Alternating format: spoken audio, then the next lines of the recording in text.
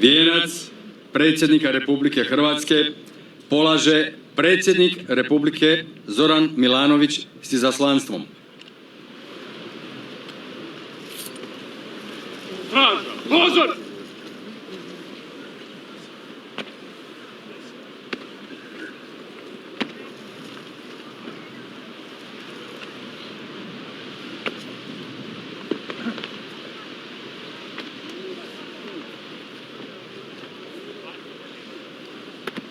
Za polaganje vijeća, drvenim korakom, tu, lep, počasni, po, n!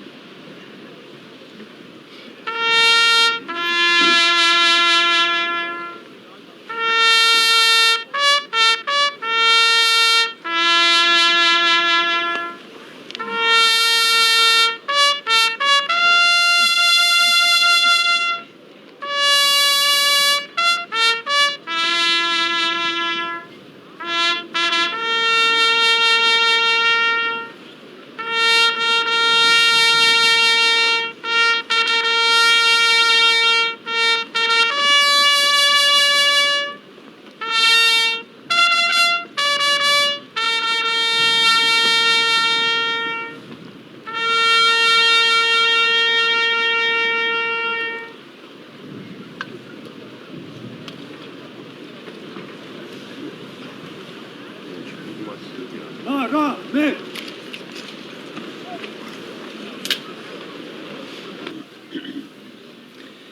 Vijenac Vlade Republike Hrvatske polaže predsjednik Vlade Republike Hrvatske Andrej Plenković s izaslanstvom.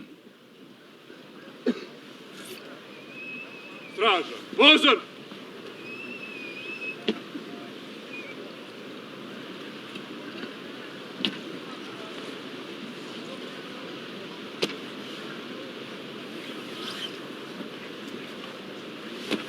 Za polaganje vijeća, drvenim korakom, tu, lep, počasni, po, n!